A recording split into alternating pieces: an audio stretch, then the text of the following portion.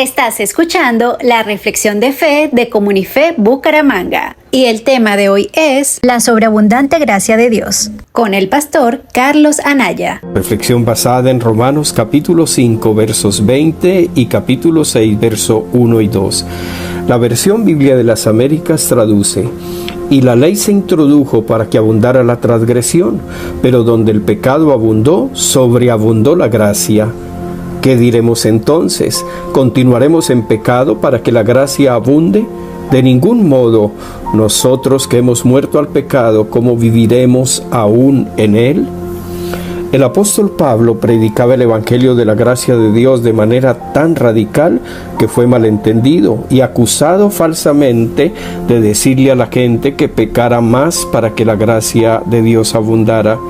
Y por supuesto, Pablo nunca lo enseñó, como tampoco nadie que entienda la verdadera gracia de Dios lo diría. El pecado es malo y conduce a consecuencias destructivas.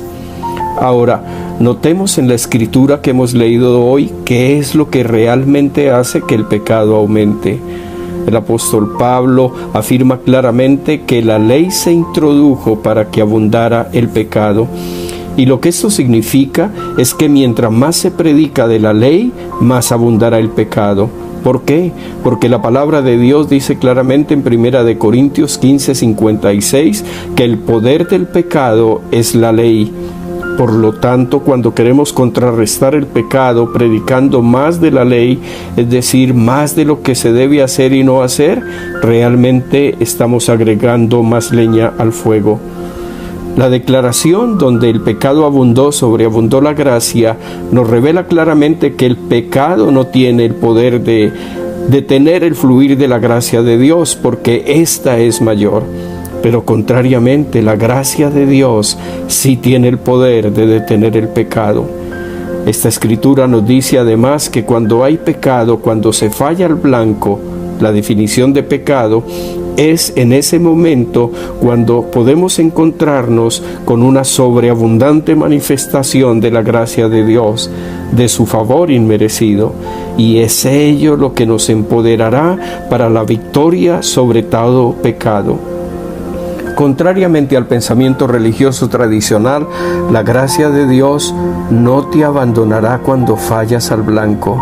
Y es de gran fortaleza y consuelo saber que su gracia no nos deja, nunca nos dejará, que esa manifestación de favor no merecido, de bondad divina, es la que nos lleva al arrepentimiento y nos empodera para vivir la clase de vida que agrada a Dios.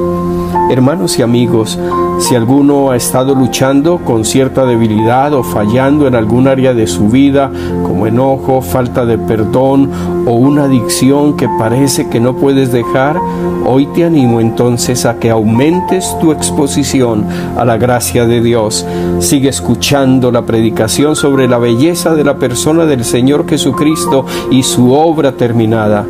Mantente meditando en su amor y lo que Él ha logrado para ti en la cruz, porque la gracia de Dios es el único poder que puede detener el pecado en tu vida. Pero cuando falles, en lugar de sentirte culpable y condenado, recibe la sobreabundante gracia de Dios que te dice que aún eres justo en Cristo. Es su gracia abundante la que te rescatará de ese pecado. Aquellos que se abaten entre la culpa y la condenación son los que no tienen la capacidad de vencer sus pecados. ¿Por qué?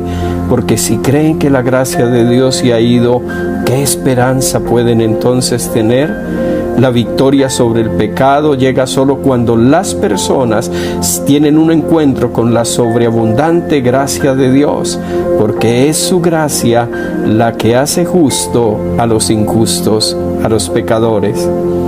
Así que entonces esto te dice finalmente el Espíritu Santo hoy. No dejes de lado esta poderosa revelación.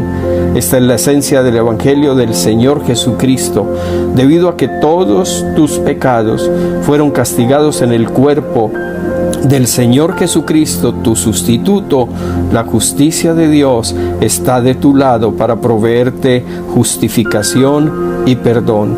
Y es por eso que incluso cuando fallas, la gracia de Dios sobreabundará y se tragará tu falta que ya fue pagada en la cruz del Calvario.